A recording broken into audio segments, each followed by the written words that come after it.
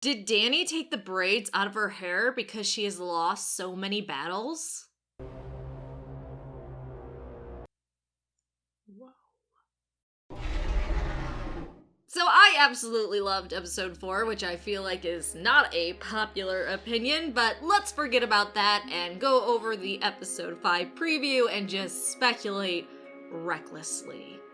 Absolutely recklessly. First, I think this is Dany with her hair down because she's accepting the Dothraki tradition. You lose your braid when you lose a battle. Though she has lost quite a few battles, but maybe she's finally feeling no matter what, even if she wins the throne, she has truly lost. I think she is seriously grieving and losing her mind at this point. She lost her husband, baby, 2 dragons who were like her children, her 2 best friends, and so much of her army. She has to be near the breaking point. Tyrion, despite being afraid of her, still believes in her and doesn't want Varys to make Jon the ruler or for him to sit on the Iron Throne. He is still trying to talk sense into her, but Dany, at this point, probably wants to burn them all. I mean, look how hesitantly Tyrion is approaching her. He knows she is off her rocker. She has absolutely lost it.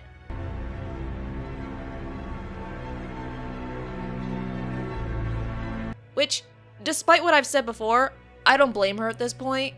Burn them all, girl. Also, Tyrion, you really need to watch your steps around her because she could very, very easily turn on you and execute you, so walk that line, boy. We next see Cersei looking over her city. I still love Tyrion's line from last episode.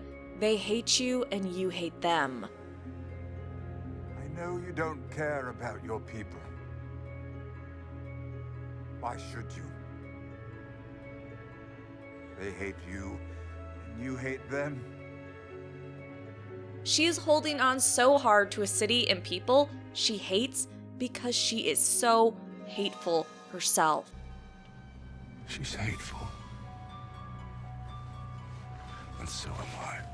Because she has always believed she should rule, and she will die before she lets go of the power she finally has. Here's the tragedy of Cersei. Had she really loved her children and not power, she would not have done half the evil shit she did. At some point, she has to acknowledge not all of this was for her children.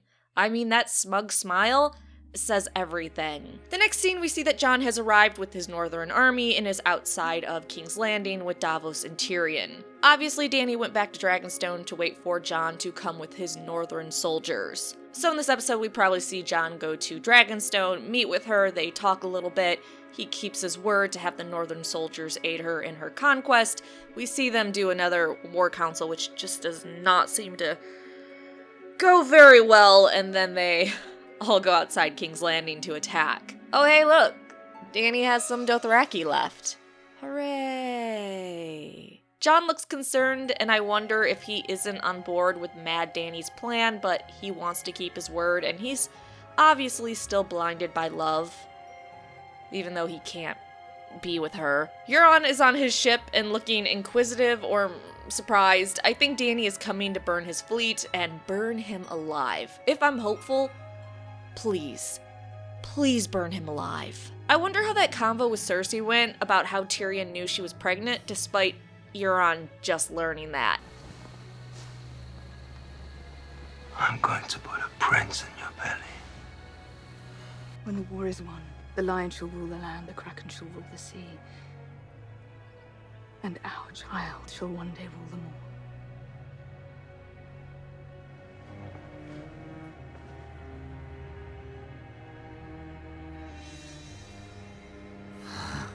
You've always loved your children. More than yourself. More than Jaime. More than anything. I beg you. If not for yourself, then for your child. Euron has to be onto her game and going, I have a feeling this is actually the Kingslayer's child, and not mine. And then she probably lied to him or assured him, don't worry, we're gonna have plenty of kids together or something. Or maybe she just doesn't give a fuck at this point and is like, hey, go do your job, you're gonna be king. Stop your whinging. Okay, not gonna lie, Dany sitting on her throne in Dragonstone in the dark is super, super creepy. More proof she has become unhinged. That's some unhinged shit. I don't care. You don't go to your throne and sit on it at night by yourself. Weird. Tyrion and Grey Worm are approaching her like, what the fuck is going on? This is just way too much foreshadowing of her losing it, which again, she should be grieving right now. I would expect anyone in her position to be just losing it. The Golden Company are marching through the city getting ready for Dany's attack. Look at Grey Worm. That man has lost everything and is ready to just mess people up. If we don't see him going berserker in this fight, I'd be surprised. The woman that he loved, that taught him to be human, is now ripped from him.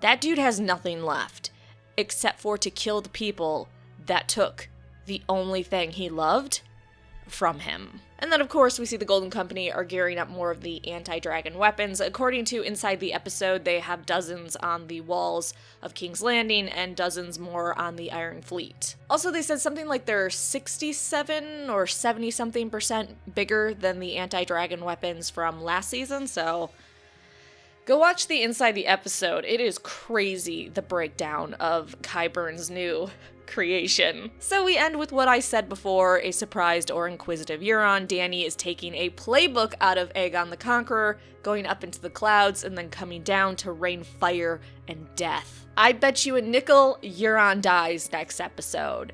100%. He's getting burned alive.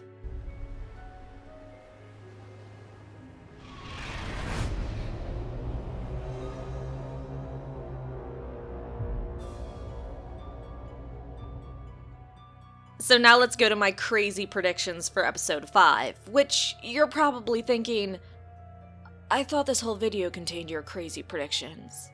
But no, I get crazier. Okay, let's go. Dany tries to seduce Jon again when he comes to Dragonstone, but Jon still rejects her. You're my aunt. This pushes her more to the edge. She wants some type of comfort and love, but she isn't getting it. She feels more alone than she's ever felt before.